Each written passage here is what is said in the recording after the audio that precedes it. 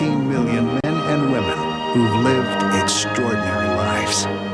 19 million stories worth telling. Stories about big wars and small gestures. These are the Americans who witnessed history. These are the wars as seen through their eyes. These are the stories of veterans from World War I, World War II, and the Korean, Vietnam, and Persian Gulf Wars.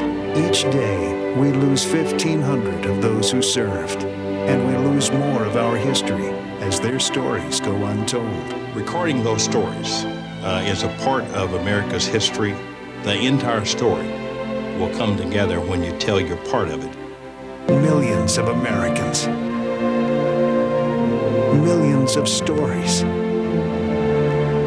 Tell your story. Ask others theirs. There's no story or sacrifice too small. I urge all Americans, veterans and non-veterans alike, to participate in this very, very important project. Veterans help to shape our nation's future.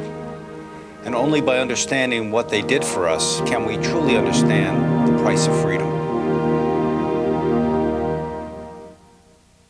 Hello, my name is Frank Boring. I am the Director of Oral History at the Michigan Military Preservation Society. We are a nonprofit organization that's building the Michigan Military Air, Land, and Sea Museum at the Gerald R. Ford International Airport. What you've just seen is an excerpt from a promotional film that was put out by the Library of Congress Veterans History Project. The Library of Congress Veterans History Project is an attempt to gather material, oral histories, documents, diaries, letters from all over the country of our veterans. Here at the Michigan Military Museum, we are a partner archive with the Library of Congress. What this means is that all the materials that we gather stay here in Michigan. We identify them, we put them into a database, and we will make them available to future generations to access through our website. What you're about to see is a raw, uncut oral history interview. At some later date, we will actually edit these and make them available through the schools. At this point, you will have an opportunity to see what it's like to have an actual oral history interview. These will be going on each week with a different veteran. We hope you enjoy. Ken, let's begin with your name and where and when were you born? Well, my name is Kenneth Vander Molen, and I was born in Detroit, August the 7th, 1926. My brother was born first. I am a twin, and so I'm the youngest. He was 15 minutes older than I am. So, what was your early schooling like? Well, early schooling was sort of a parochial type of school, what you call that. We had 8 grades. We had 2 rooms, 8 grades, 4 grades in the first room, and 4 more grades in the second.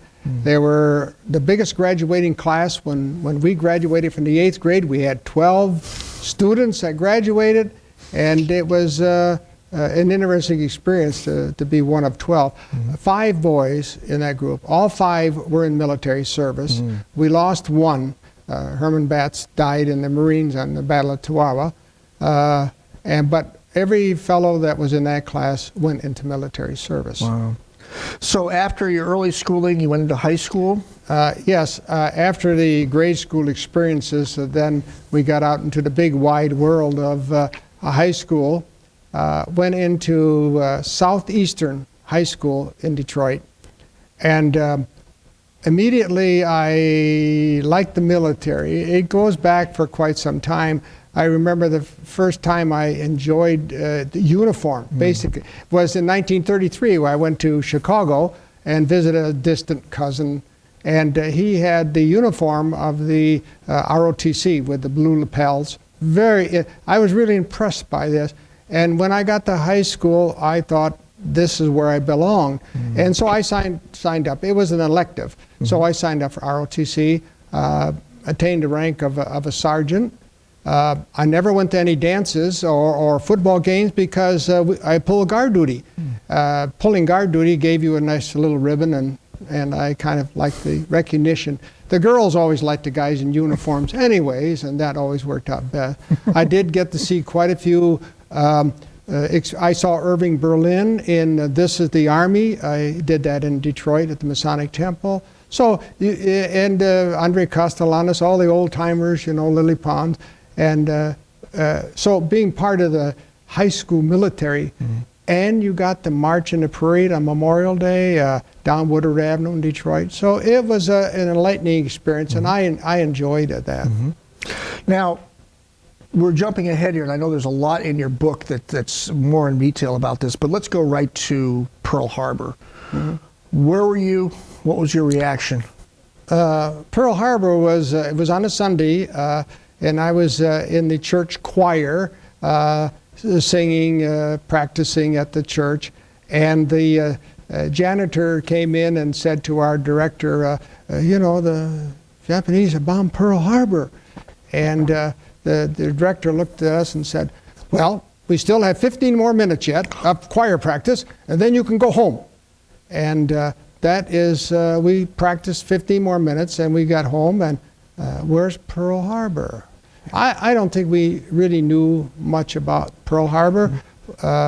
We were kids of the Depression, you might say, and it was tough, but Pearl Harbor, we had no indication, or any indication of what it really meant. Then, of course, it continued to, you begin to see people, more and more people in uniform, and after a while it grew. I mean, you're only 13 years old. What do you expect? You know, I mean, you don't really visualize a lot of things going to happen. Sure. So, while you're going through high school, were you aware of what was going on overseas in terms of the Germans and the Japanese and the war itself? Oh yes, very much so, because especially one of our teachers was, she was an English teacher from England, and she was teaching us Macbeth, you know, English literature. And there was one time there was a big bombing in London, and she came in class, and she said, I have some sad news. My son just died in the bombing, and she broke out in tears, you know. And I thought, you know, that was the first time that really it hit me that, you know, somebody could get hurt in this war. She was a good teacher, but at least she taught me what Macbeth was anyways. But that was the closest thing we really, and then people in our church, you know, National Guard unit got called up, and you know, you begin to see a little more uniforms here and there. The curtailing a few things, you know, a little bit of this, a little bit of that. You can't travel as far. Rationing begins a little bit. Then you're able to, fellows go into service, being called up as a draft started, and you know, a church bulletin comes out and says so and so just got into service, and you remember some of these fellows that they were much older than I was. You know, they were at least 3 to 4 years older. You know, me, old guys. You know? So that's the reference that you have with that. You really aren't. You know what the war is. You know, you see the march of time and things like this, and then there was a few other things that happened. But you could see the presence of the military more. Now, I realize you were very young at the time. Was there any indication on your part of any kind of thoughts of, I'm going to get in this someday? Really, my thought was, I wanted to get older quicker so I could get in. You wanted to get into service. I mean, everybody, if somebody was walking around, he had to be 4F. You know, as about as low. But it was part of the thing. If you were in the war effort, you know, if you worked in a war factory, you know, you got a deferment. If you were a farmer, you got a deferment. But if you were a student, you know, you got a deferment. And that was not the nicest word to hear as far as we were concerned, because as it got closer to being 18, then you said, you know, I want to get in. And then, of course, D-Day happens, and wow, you know, war is going to be ended before I get in. And those are the kind of things that and then you watch the newspapers, you saw things at the movies. We didn't have television in those days. You went to the movie to see when's the March of Time. You know, you'd see these little short little thing. The Marines invaded Guadalcanal. You know, ooh, those are the kind of things you remember. But closer you got to your birthday, to 18, you wanted to get in. At least that was my feelings of it, anyways. So at a particular day, two of you turned 18 within 15 minutes, but still two of you. So what happened? Well, the Selective Service Act said that the day before you became 18, you had to register for your draft. So my brother and I, both of us, went down to our local draft board, number 17, and on Jefferson Avenue, and got in and signed up, and you're registered for the draft. This was on August the 7th. A little later on, we got a questionnaire, maybe 2 or 3 weeks later, we got a questionnaire filling it in, occupation, you know, a little family history type of thing. And then we had a notification that we had to come down for a physical towards the last of August. So we went down for a physical, both of us, and you had the normal thing, doctors looking all over. He found more spots that I never knew we had. But they checked this, that, and everything. And he said, 1A. I said, goody, goody, we're 1A. When can we get in service?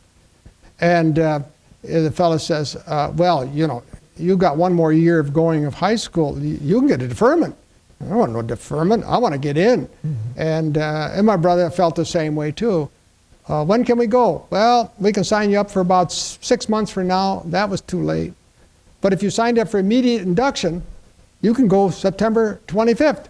So we signed up for immediate induction. Did your parents know about this? Oh, no, you never tell your parents that. So we went home and said, you know, well, you know, almost any day now, you know, they may call us, so we didn't want to alarm her. But of course, we knew the 25th of September we would be gone.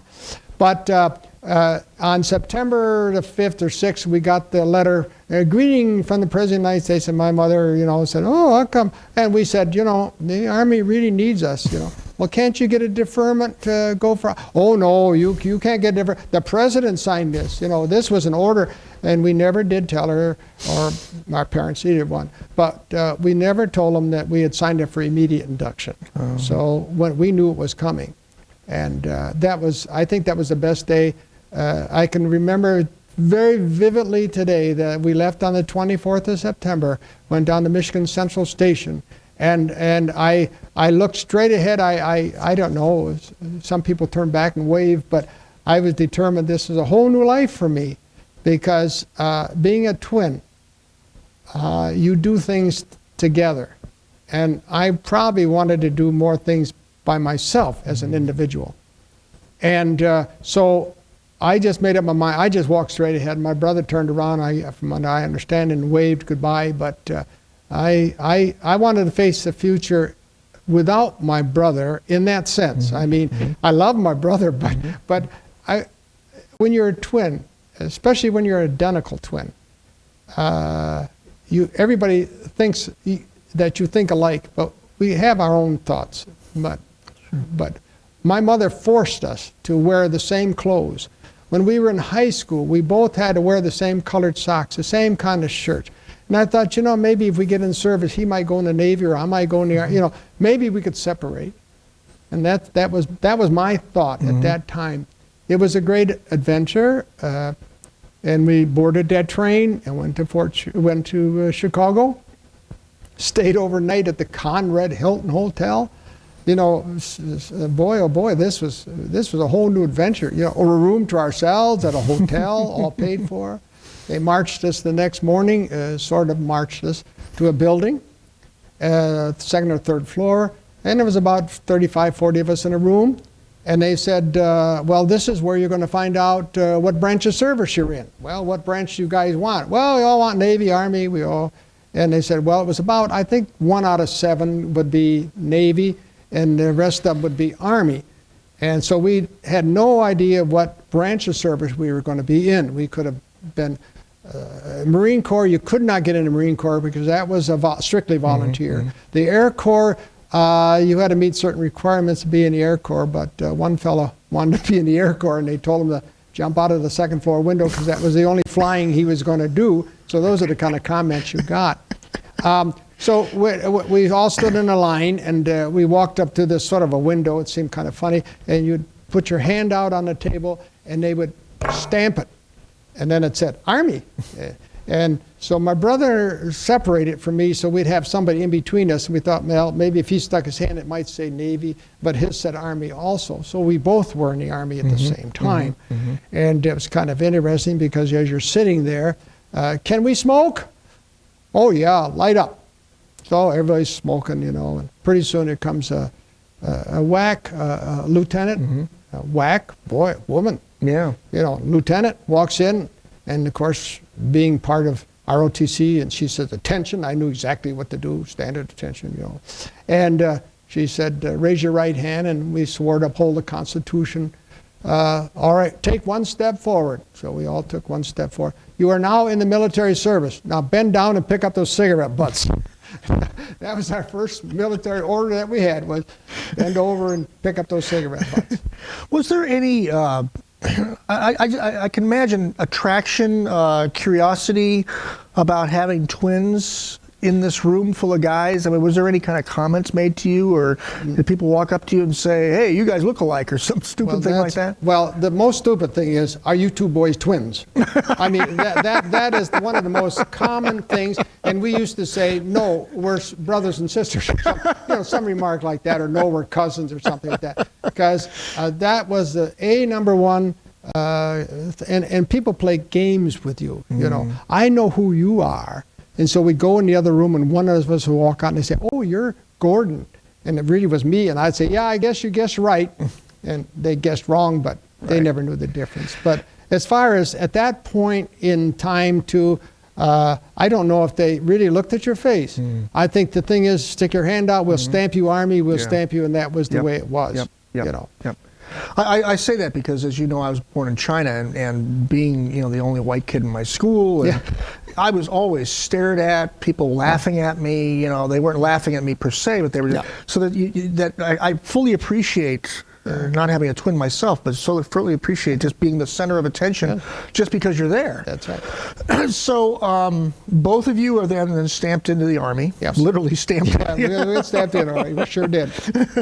What was the next step? Where'd you go? The next step was to board that train to Fort Sheridan, which was just north of Chicago at that time. And we got into Fort Sheridan, and then you were parts. You had civilian clothes on, but you really were military. You had a little bit, and then you go through the orientation a little bit. You know, fill in this form, fill out your insurance, and now was the fort a small fort? Oh no, it was a reception center type of thing. So it was not a military. It was not a military camp per se. Okay. It was just where you came to take tests and so on. Okay. It was just north of Chicago, probably about 20 or 30 miles north of Chicago. I'm just trying to get a visual of this, the scope of this, though. You're talking about a train pulls up. Yeah, you're talking about thousands of guys or hundreds of guys? 500 or 600 guys. Okay, you know, okay, but if you go about another 10 miles north, and then you hit Great Lakes training. Now, Great Lake training was where the Navy fellows actually had basic training. Okay. So the fellows that were assigned to the Navy,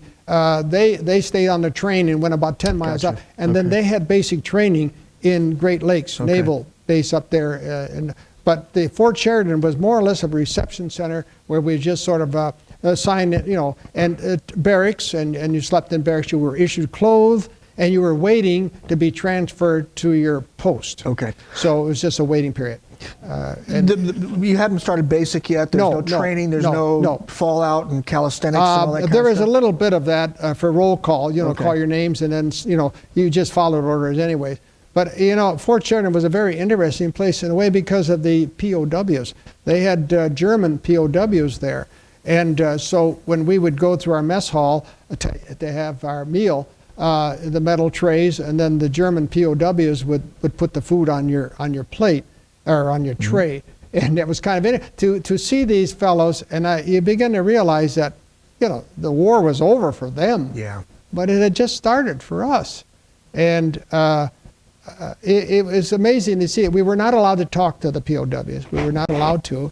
Although they seemed to have more fun than we did. Yeah, they had a soccer field, and they would play soccer, and boy, for them it was very fortunate. There were a lot of young ones in there too, you know. But where they came from, I don't know. Yeah. They had to come from Germany someplace. Yeah. But that was my first experience with their uniforms had They were all gray color, but they had a POW stamp or PW stamped on the back of their, and they patrolled the area and things like that. But our job was basically just to sit and wait. For what? We don't know, but we waited. So what happened next? Well, in about maybe a week or so, our name was called, and we just went down to the train. Train went right by there, boarded the train, and headed where? We don't know. Nobody tells you anything. And I remember we were traveling. I remember Joliet. We stopped Memphis. I remember somebody yelled, "Where are we? Where are we?" And somebody in the state, "Well, you're in Memphis." So we knew we were in Tennessee at least. Finally, the train kept going a little further. Then we stopped, and we all got off. And it was in Arkansas, Little Rock, Arkansas. And just north of that was Camp Robinson. So our basic training was at Camp Robinson in Arkansas. And we got off the train. It was sort of late in the evening, and they told us to go in the mess hall.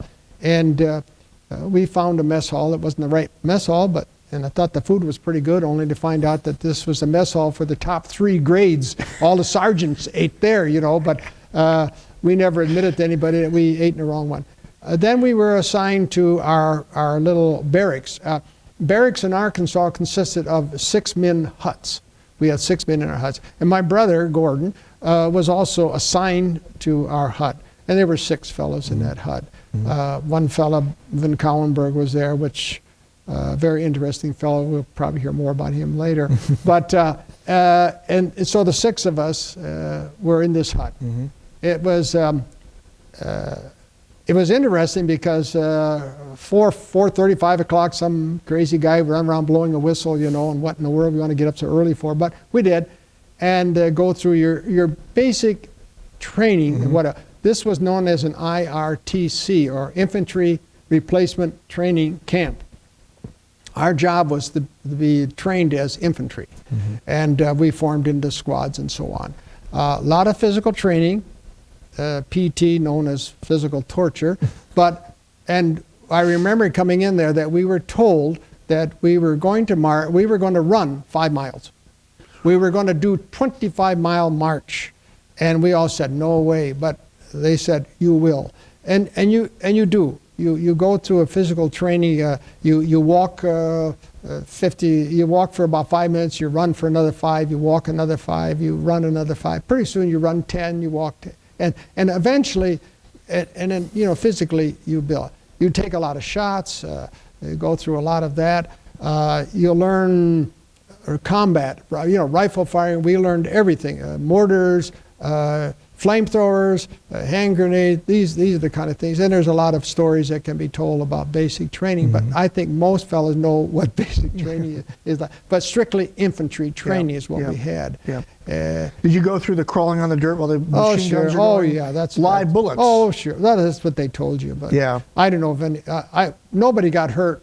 You know, nobody got hurt as far as basic training was concerned. You had a lot of physical training. A lot of physical training.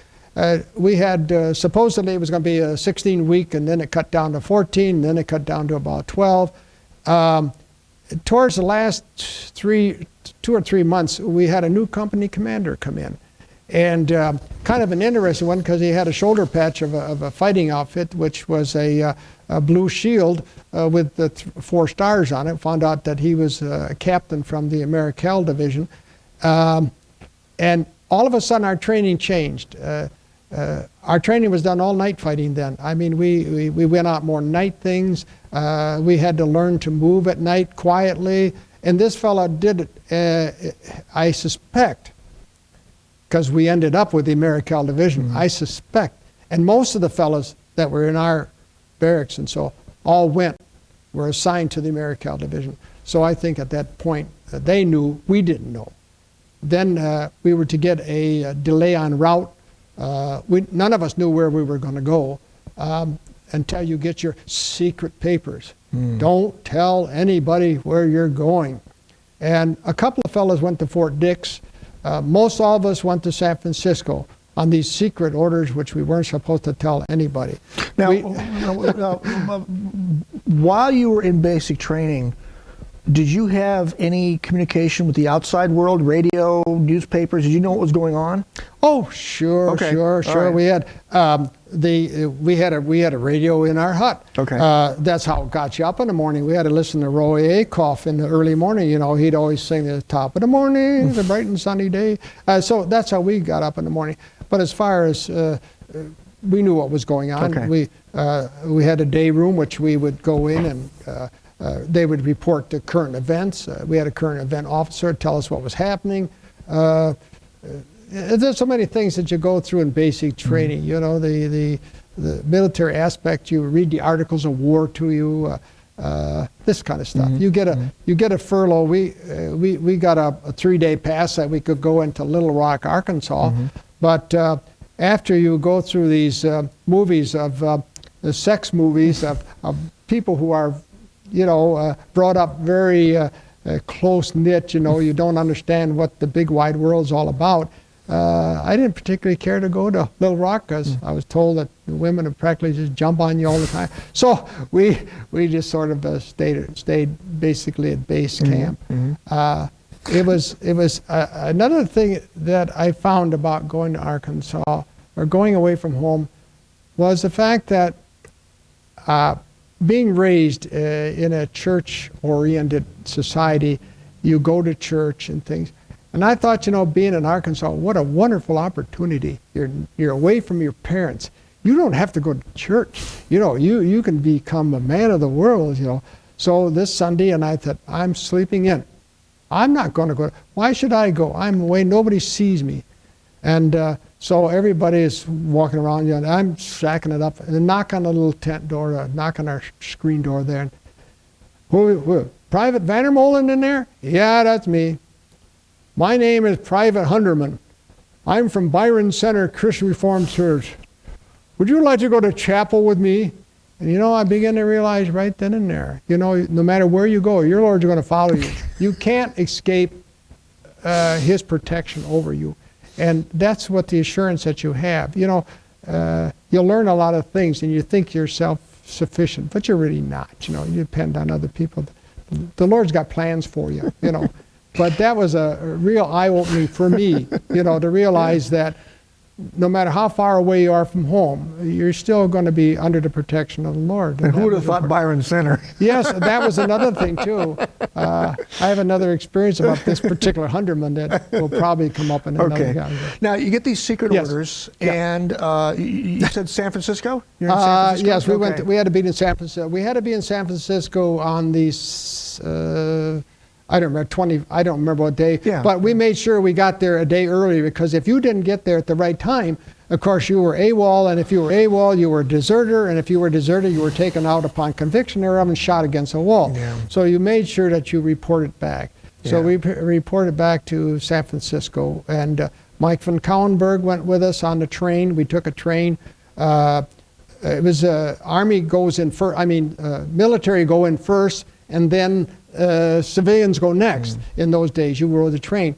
And when we military got in a train, Mike von Kauenberg was with us, and we each sat in a, there were two chairs, you know, two seaters. And Mike sat in one chair, I sat in another one, my brother Gordon sat in another one, hoping that a beautiful lady would come in and we would be able to have. And so a lady come in with a crying baby and sat right next to my brother Gordon.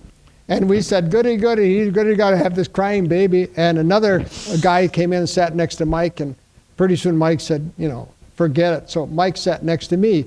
Well, this crying baby was sitting next to Gordon. Pretty soon this crying baby mother got up and went to another car. And then the nicest young lady walked in with suitcases and said, is there an empty seat in this coach? And my brother jumped up and said, right over here, right over here. He helped her. He never left that seat all the time because he was sitting next to that girl, and we got to laugh at that. All the way to San Francisco, you know, that's the way it went. But that's the fun part of it. Now, San Francisco, California, are you suspecting you might be going to the Pacific? Oh, yeah, sure, you knew that. Okay, yeah, you had to report to Fort Ord. Okay. Yeah, Fort Ord. We knew we were going to Pacific. But at that time, you know, things looked pretty good in Europe, you know, and things were drawing to an end, and we thought, well, there's not much going on, you know, maybe we would end up unloading trucks or, something like that. We had basic infantry training, but, war was going pretty good in the Pacific too, in a way, and so we did not anticipate that combat. You're only 18-year-old old, so, but you look back at it now, there was a swimming pool there. We had to go swim across that swimming pool. And if you didn't make it across that swimming pool, then you stayed back and they taught you how to swim. They didn't tell you that until afterwards, because if they would have told us that before, I would have drowned right off the bat so I could stay in California, because it was kind of a nice little area. But we all got numbers, and we boarded on this ship. It was in the harbor, and we just walked up the gangplank. Had you ever been on a ship before? Yeah, we took the boat from Detroit to Cedar Point. But as far as an ocean, no. I've never seen an ocean. Even there, you never saw the ocean because you were in the harbor, So there was this ship, boat or whatever you want to call it. We call it a ship. It was a Navy ship. It was the General Butner. It was APA 113, which I find out after the war what it was. It held 5,261 troops. That's what it was. And it was a Navy transport, or military transport. It traveled maybe 18, 19 knots. So it went, when we got onto the ocean, it went by itself. We had no convoy. But we boarded on ship, and we had lovely meals. I mean, this was fun. Then the next morning we went to the other side of the harbor and picked up the remaining troops there. And then we headed out under the Golden Gate Bridge. And I remember that Golden Gate Bridge, going under that Golden Gate Bridge is just like, it was a wonderful feeling. And then we hit, and visually we hit the Pacific Ocean, because we went up, down, sideways, to the right, to the left, up, down, and we were assigned the first deck below. That was they had about 5 decks, and the lower deck was, truck drivers, things like that. They were expendable. The journey, we didn't know where we were going. Nobody tells you where you're going, and that's the interesting fact. But we suspected we were going south, but we thought maybe we'd go to Hawaii. We thought maybe we'd go to the Aleutian. But that's the only thing that keeps you alive is rumors. Really, rumors keep you alive. And then we eventually we thought we were going to go to India, because the sailors told us that this ship was in India before, so we were going to go to India. Nobody knows where you're going. We were allowed on deck because the amount of troops that we could be on deck for about 1 hour, and then we'd have to come back to our deck, and then the second deck would go up, and so on. It was crowded. It was very crowded. We slept in about five high. It was very crowded. It was not a cruise ship in that sense. Did you have a physical reaction to the seasickness or anything like that? Well, you never volunteer was one of the things too. But if you volunteered to do a job with them, you could eat 3 meals a day. On board ship, they only fed you breakfast and supper. And by then time, by the time you got back to your bunk up and down, you could get pretty seasick, but you have to keep active. Now, some people played cards and, played crap and stuff. That's very active. I mean, you roll the dice. That keeps your mind busy. Not much reading material. There's not a cruise ship. So if you were thinking too much of yourself, then you got seasick. So I volunteered because I needed the extra meal, and volunteered to work for the Navy, bringing provisions up from the bottom of the ship on an elevator. I put the tomatoes and the potatoes and stuff on an elevator, pressed the button, up it went. Then I got a meal's day. But the advantage, of course, is that you could steal bread and steal jam and meat and bring it back to the guys.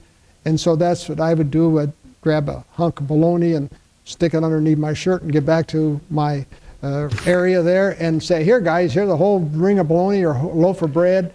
And so I supplied the guys with extra food and stuff like that. Of course, we were really starving anyway. We needed all that stuff anyway.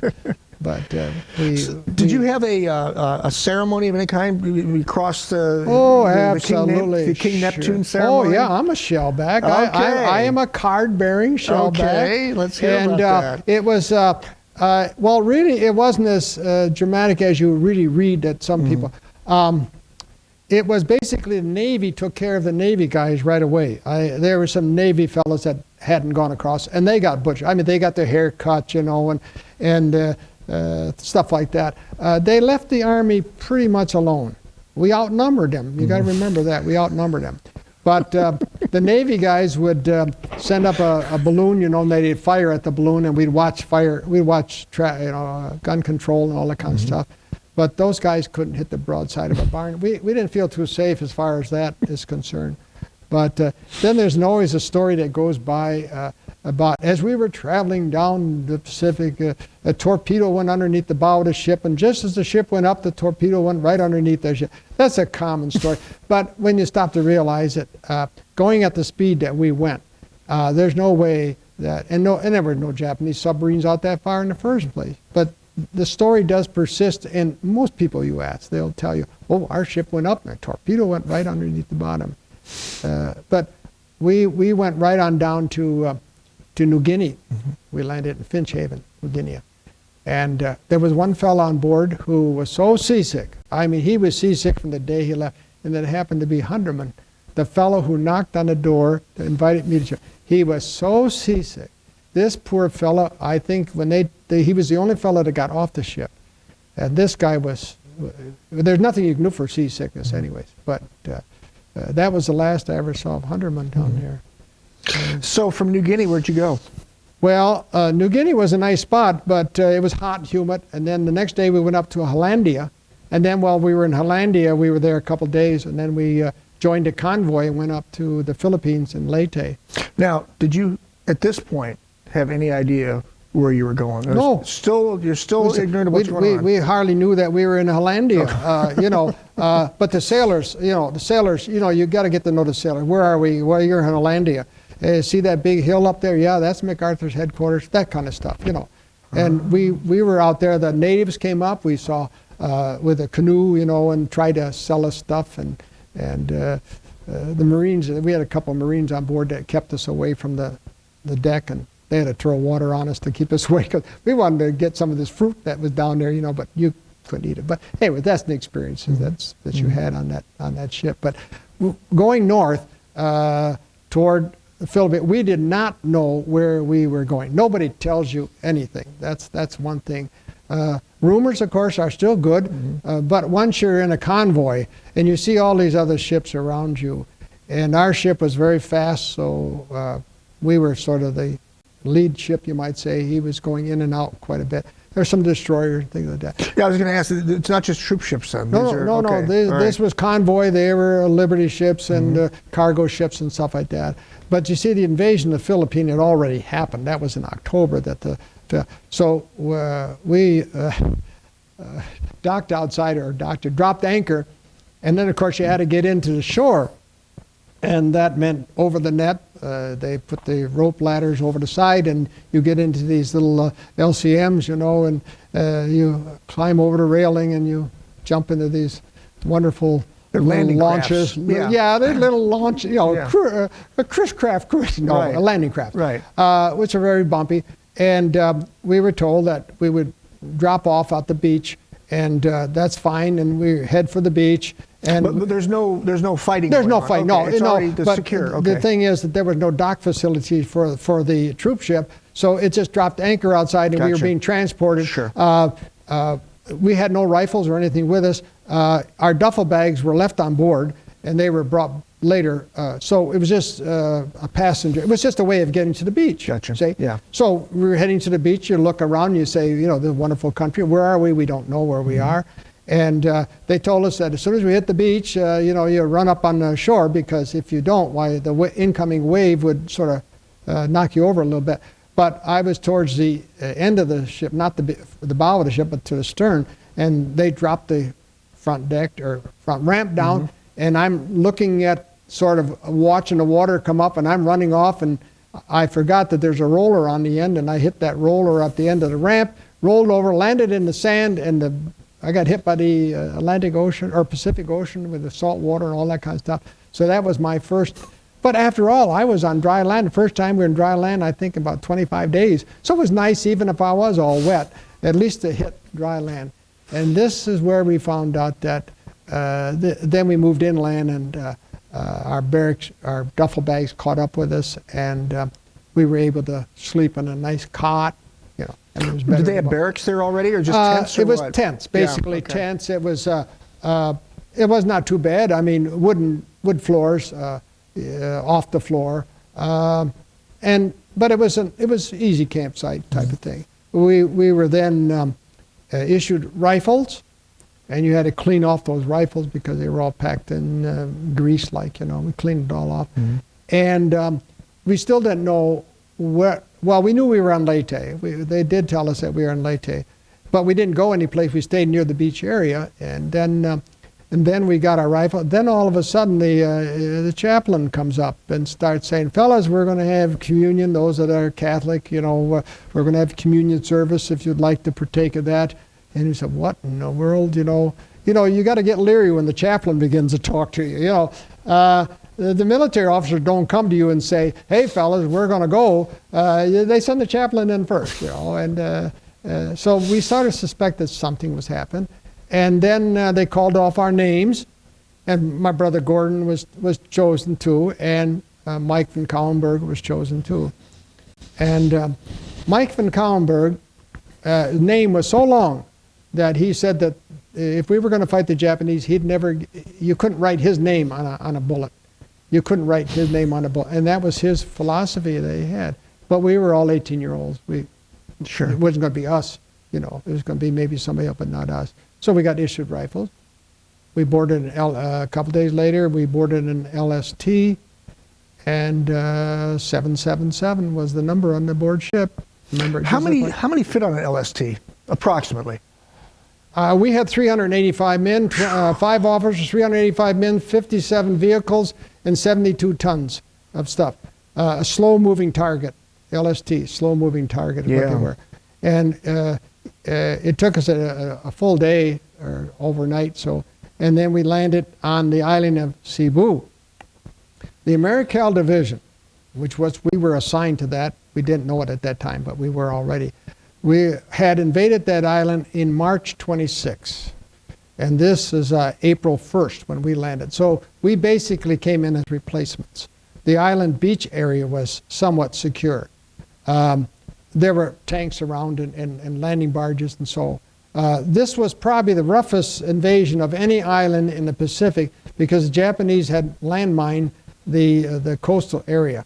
In all other islands, the Japanese never did any landmines at all. They always let you come in on the beach, and then they would attack you on the beach. Here, if the Japanese had decided to battle on the beach, we'd have never made it, because we weren't ready. Our equipment for land mining detection wasn't even out. You'd never suspect. Why send landmine equipment if you don't expect landmines? And of the first wave that went in, the 15 LSM or LCMs that went in, 12 got blown up. So it was not a pleasant invasion for the first wave. When you got there, was there evidence of the battle there? Oh sure. Okay. Oh yes, yes. What, yes. Scorched earth or what? Well, the rubble around holes, you know, but when we got to the beach, you could notice some equipment around, boxes, crates, things of that type. But every day, what are they? We don't know. Mm-hmm. So when we got in, and I remember very distinctly that a fellow stood up on a big box there, and his name was Jack London. Oh. He was a master sergeant. Now, you'll never forget that name. Yeah. And he said, he starts calling off our names. So-and-so A company, so-and-so B company, so-and-so C company. And he got down to G company, and my brother's name was called, I was called, and Mike van Cauwenberg were called. So we all sort of stuck together. Mike van Cauwenberg was about 25 years old. He was married and had 2 children already by then. So then we were assigned to G Company. And by the way, I did talk to Jack London. I found communication. I'd never met him personally, but I talked to him on the telephone. but that was kind of strange to, actually, after all these years, to talk to him. Then we got a G Company, and we moved along the beach and got into our area. I said to this guy, where's the front line? He says, you're walking on it. And that's how we got introduced. We finally joined a bunch of ragtag guys standing around. These guys all needed a bath.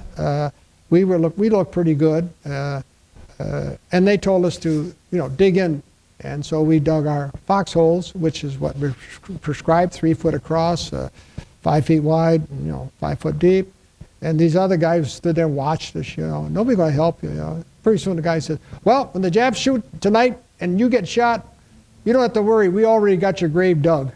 So we learned our lesson that you don't dig a foxhole too deep, because if somebody is shooting at you, even a rock, you can hide behind a rock pretty good. But our first night was quite awesome to be right on the front line. This was the front line. We were in combat that night.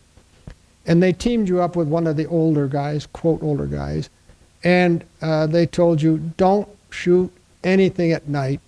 Anything that does move, let the other guy do the shooting first. We were rookies.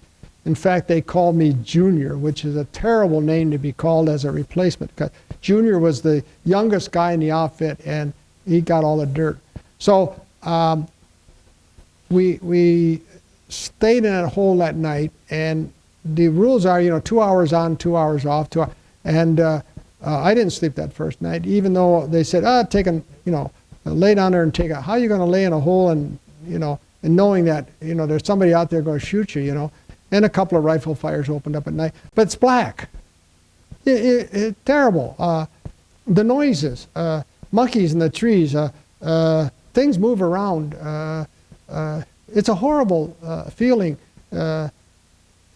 It's like going to sleep at night, but yet you're going to sleep at night, but you can't see anything in front of you. You hear things. You hear some tremendous things that, and you got the eager thing, let's throw a hand grenade, let's fire, but we were told not to. And boy, in the morning, I survived my first night, wow. And nothing happened. I mean, nobody took a shot at us that night. Next morning, we went out on a patrol, and my brother Gordon was assigned to a different squad than I was, so he wasn't with me at this time. And we went out on a patrol, and there were 12 men in our squad, which is what you had 12 men in the squad, supposedly, that's what it said. But I was number 12 man, which meant that if anything happened, I was supposed to run back and report what had happened. So I was the getaway man. I thought, I got life pretty good here in the front line. I'm the getaway man. But you find out later that I didn't even know who the company commander was. I didn't even know who my lieutenant was, who was leading our squad, or our platoon. I had no idea who he was. Nobody has rank. A guy could be a sergeant. You'd have no idea who was a sergeant. Who was in charge? Nobody knew who was in charge. Now, I know the answer to this, but why didn't you know sergeants got stripes? Nobody. In the Pacific area, nobody wore. Before we landed in Cebu, we removed everything. We removed papers, pictures.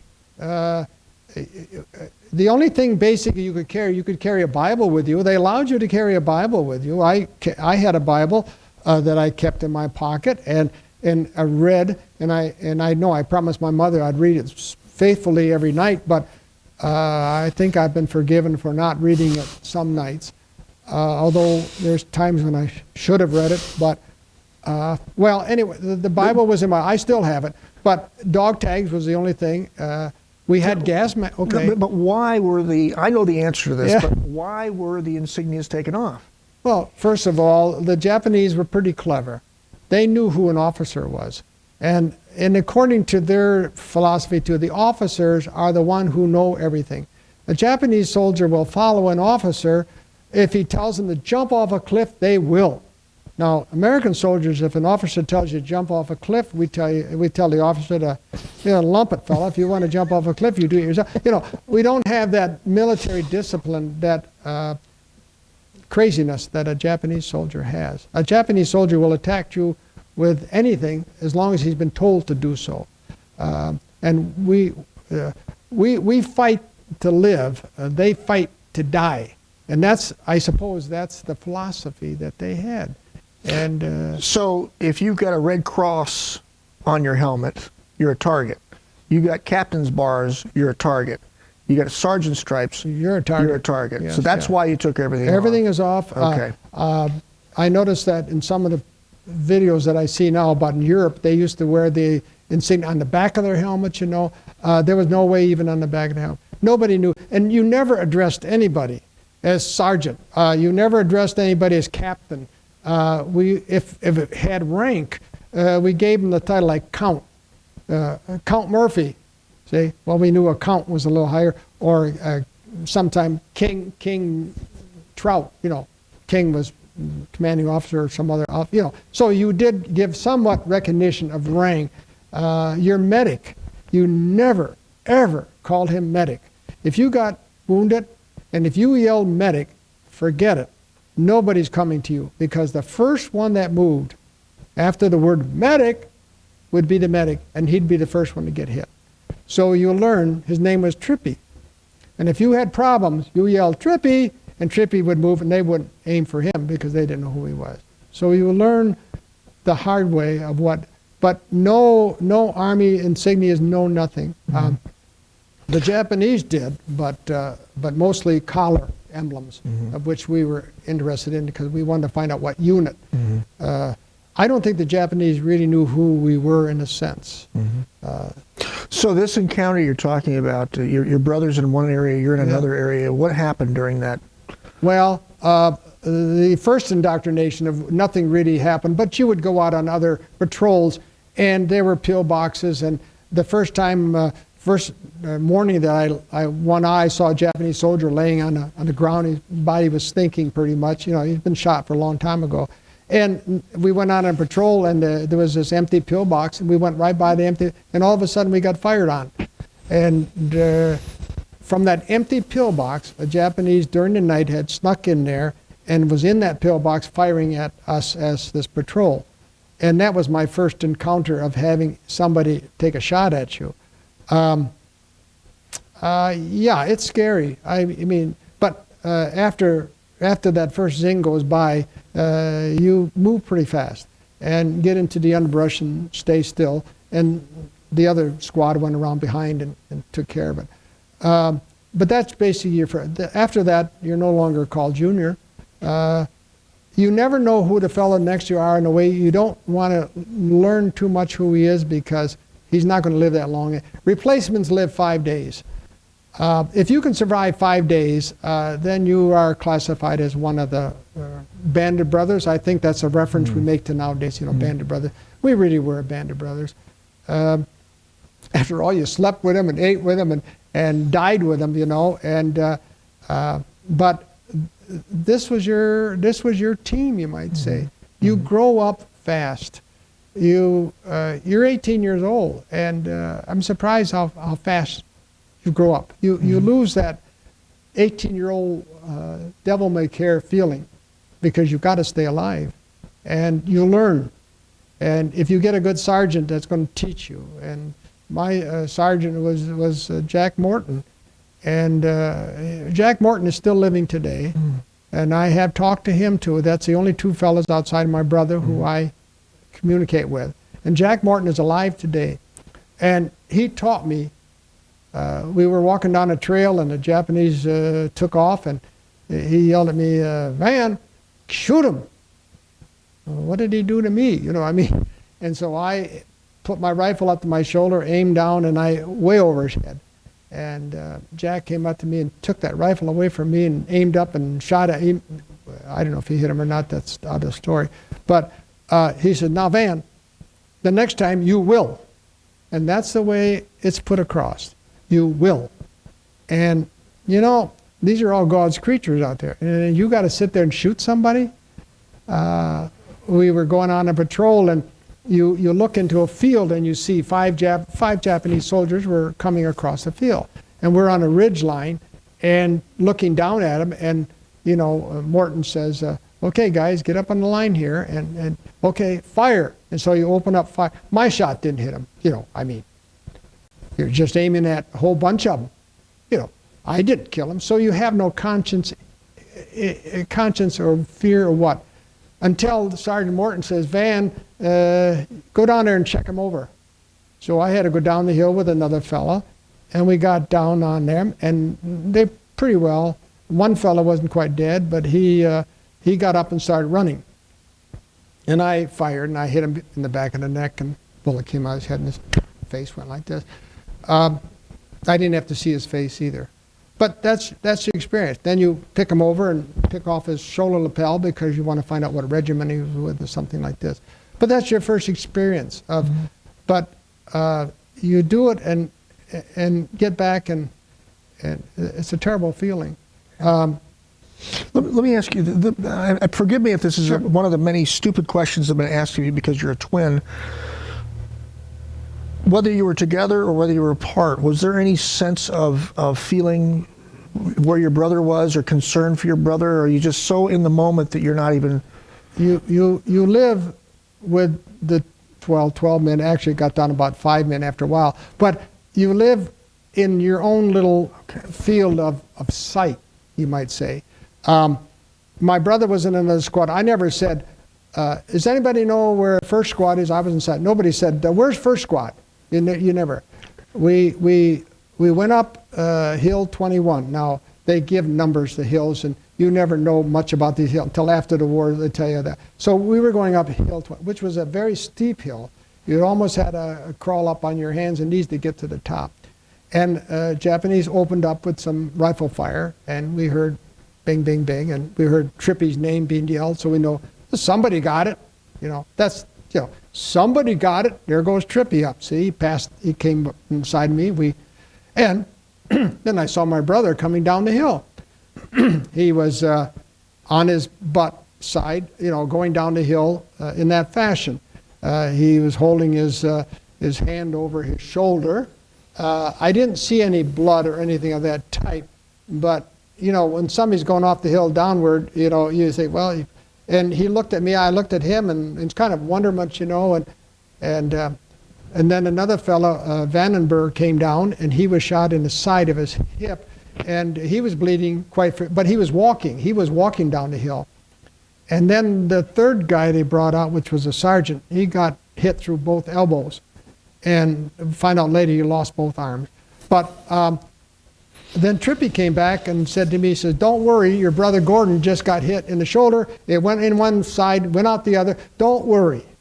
Well, that's the first time I saw him, and then, you didn't see him again for a while. So then it was, go ahead, fellas, we're going to take the hill, So you went up and took the hill. But that's it. You don't say, well, that's my brother. I better go back and see if he's all right. You go back by yourself unless you're on a litter, But that's the way it goes.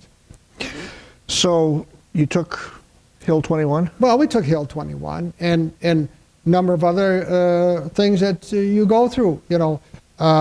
We were going up one hill. They tell you what the name of these ridges are afterwards. We were just said, you see that hill over there? Yeah. That's where we got to be. Yeah. And you do that. You're in a small group of people, yes. But I'm assuming you're part of a whole army going there. Did you have any sense of what was going on left or right, or you're just focused on where you were? Well, actually, you're focused on where you are. Your objective is that 2 palm trees in the middle of that hill. The other fella on your right flank is K Company. That's K Company. That the other regiment is on your left flank. So you don't fire sideways. You try to move forward as a unit. We took this one ridge. It's kind of it was about 6 o'clock at night, and Murphy said, "Fix bayonets." Fix bayonets? Yeah, we're going to go up this hill at night, and we're going to dislodge a Japanese soldier from the ridge line up there with a bayonet attack. And I said to myself, if I got to get that close, because in basic training you do bayonet practice, and you don't aim for the throat, the chest, because if you stick a bayonet in the chest, you'll never get it out. You got to go for the throat because you can pull it back out again. Gory, but that's what you learn. And I said, if I have to fix a bayonet, no way am I, but you fix bayonets. So we fixed bayonets. And some signal went out, and I don't remember if it was a star shot that went up or somebody just said, let's go. We went up this hill at night with a bayonet. And I believe this is the only time that the American soldiers ever had a bayonet attack at night against the Japanese. And Shively and I were next to each other, and he doesn't have a bayonet on his because he was a BAR man. And we went up the hill, and we did get into the trench line. And for somehow or other, we were, again, very well, the Lord protect us, both of us. And we got in it, and not a shot was fired out of it. Not a shot. We got the trench line. He looked to the north. I looked to the south, back to back. And another fellow made it up the hill, and he was sitting in front of us. So we were, pointing two ways and down the trail too, and shooting all around us. I mean, there was fire, but nothing was coming our direction. It was amazing. And then the next morning we found out we took the hill. Wonderful, we took the hill. We had casualties. Then they promised us that we were going to get a good meal. I mean, we were going to get a hot meal after that. So we looked down the trail, and sure enough, here comes the Filipinos with hot food. And then the Japanese opened up on them, and the food all went off the trail. And we did get some hard-boiled eggs and some chocolate cake. So somebody did make it up with hard-boiled eggs, and so that was the kind of things you put up with. So you're basically eating what, K rations or? Yeah, K rations or whatever. Okay. You learn to eat a few things besides K rations, but that's what keeps you going. Was there any kind of jungle fruit or food or anything like that? Pineapple, sometimes pineapple, onions. Onions were always good. You could dig up the onions, and coconuts, of course, were quite readily. You could knock a coconut. We had a Filipino guy with us, sort of like a guy. His name was George, and George would actually go up the trees and knock down, because you got to eat the green coconuts. You can't eat the coconuts that fell off the tree. The milk is better anyways, and besides, you can get a good drink off the top of a coconut tree that's called white lightning, called tubic, and you drink tubic, and you don't have to worry about anything after a while. But and then then later on, I got to be assigned, somehow I volunteered as first scout. And I then had a Thompson submachine gun at that time. And led the, my instructions were as opposed, see that big coconut tree, that's where we got to be. And so we would take off. First scout, second scout, squad leader. And that, about the three. We are the only ones that, in battle, we are the only ones that have the first two guys are the only ones that have their safety off. Everybody behind you's got their safety on. So you know right well there's nobody shooting from behind you. The first scout's job is basically to walk ahead and draw enemy fire. Second scout is supposed to find out where the fire comes from, to relay it to the third man, who is the squad sergeant, and he is supposed to tell the rest of his men where to go. Now that's the way it says in the manual, but that doesn't the way it work out, But so the first scout has all the authority. He leads. If you want to pass him, go ahead. You see, and there was a number of occasions where some lieutenants would say, "Van, you're going too slow."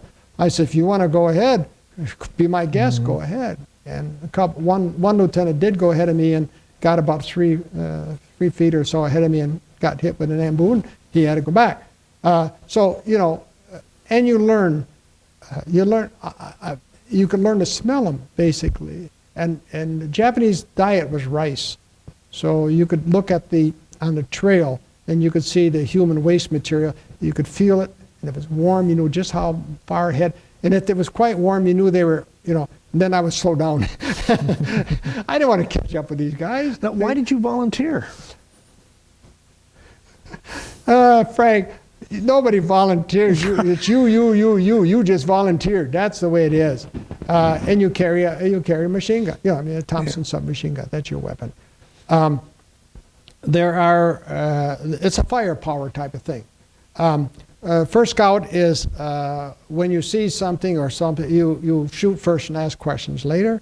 And a Thompson submachine gun is a .45 caliber, and it will pretty well go through buildings and you know, if there's a Japanese inside of a hut or something, you could let loose with 4 or 5 rounds of that and pretty well be assured.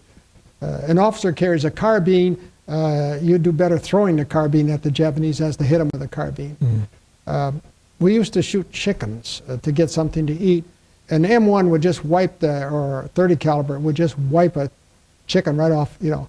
But if you get the officer's carbine, and some officers carried carbines, and they shoot a chicken with a carbine, you could pretty well have Kentucky Fried Chicken pretty much. But you learn to live off the land, basically. Our company left the regiment and proceeded over the top of Cebu, and we went as a company to isolate to split their lines. The rest of the outfit went on the north way and so on. But our job was to divide the north from the south. Most of them all went north. But it's an experience, you know, it's rough in a way. We went over the top of the hill, and there's a lot of experiences in there that... Well, I was going to mention to you, unfortunately the studio is closed to us in about 10 minutes. I'd like to continue this on. I'd like to do another interview with you. There's just so much more detail. It's just been an amazing experience sitting here and talking with you, which I suspected. I knew that this was going to happen, and I'm so pleased that it did. Let me sum up, though, and like I said, we will get into the later part. What, I know you finally got through all this, you got back, and we'll leave as a cliffhanger all the other stuff for part 2. How did your military experience shape the person that you are today? My own opinion today would be, I think everybody, able-bodied person, should at least serve 2 years in the military. Now, that sounds strange, but you learn things there that you never, ever can learn in civilian life. You learn to accept authority. You learn you have to get along with the fellow next to you, because if you don't, you're in real deep trouble. You've got to be able to depend on him, and he has to be able to depend on you.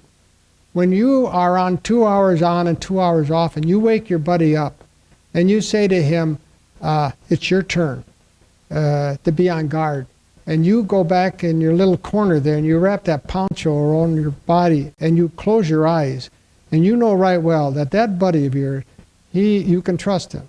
That is what it's all about, really. Sure, you go and you say a prayer, and you say, I hope I make it through the night. But you also are depending on Shively with his, you know, and Shively was a wonderful fellow to have as a foxhole buddy. And if you're going to relate this in the second half, we can bring that up in the second half. Okay. But because there's other things too about meeting my brother back again. I don't want to leave you hanging there. But there are some experiences there that are really interesting. Interesting, yes, educational. But as far as in the military service, if I had to live it all over again, I think I would have stayed in the Army. But we'll leave that for the next part, if that's okay with you. Thank you, sir. Well, appreciate the interview. Oh, really.